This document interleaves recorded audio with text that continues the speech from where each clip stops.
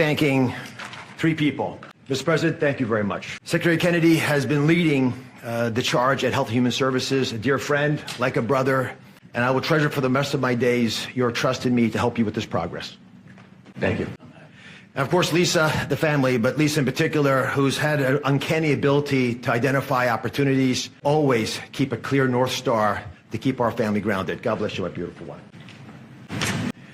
We've got to be honest with each other. And a physician, President Trump, has to always do that, right? We've got to share news, sort of presidents, that folks don't want to hear, but it's important for our well-being. So I'm going to give you 4 bullet points to remember. Bullet point number 1, and they're all numbered in order for a reason.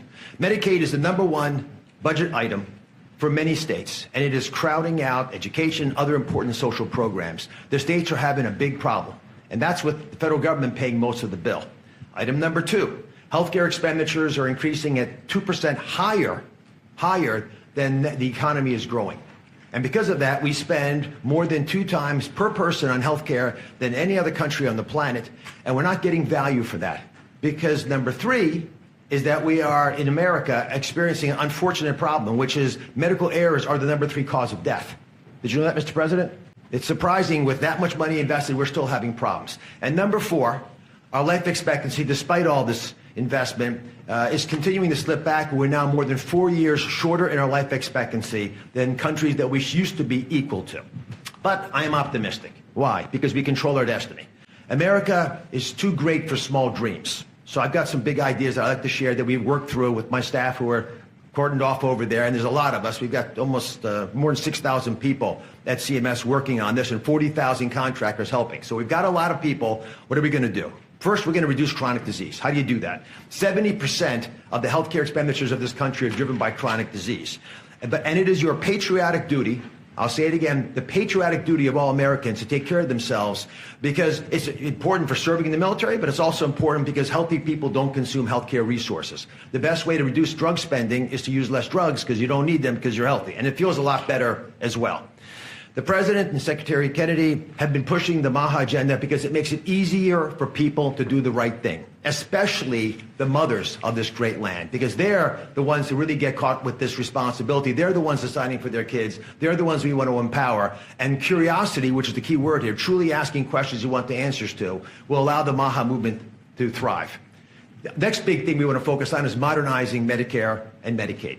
That's how Americans will get the care that they want, need, and deserve. Need to empower patients and providers, both. The doctors and the patients both have to be equipped with better tools. And the President is showing that he actually does love and cherish Medicare with all these executive orders, like the one on transparency, sir, that really helps us by making sure people are equipped with information. So you shine a light in the dark shadows where so much of the problems happen with the healthcare system. And remember, the most expensive care is bad quality care. That's what we want to stamp out.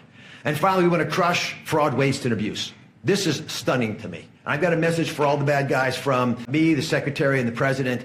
We are going to stop people from stealing from our most vulnerable, from stealing with the taxpayers of America, or honestly trying to support these programs. And we're going to be able to do it in quite a few ways. We are coming for you.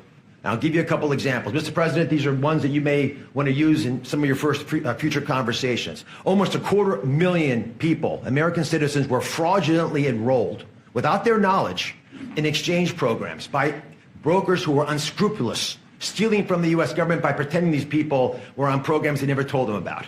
Tens of millions of dollars, Mr. President, are being spent on illegal immigrants receiving Medicaid in California, and they're pushing the bill to us. Should we stop that? I think so. That will not continue. We're spending about $1 billion on Medicaid programs for dual state eligible patients, which means you live in one state, but the system thinks you're another state, or maybe a third state, and we're paying all 3 states for services you're not getting because you don't live in 3 states all at once. Finally, and this one really bothers me, there are states who are using Medicaid dollars for people who are vulnerable are being used for non-medical purposes. For example, public labor unions are getting child care through some of this money. That doesn't make sense to me. Housekeeping, I wish I could get that for my home.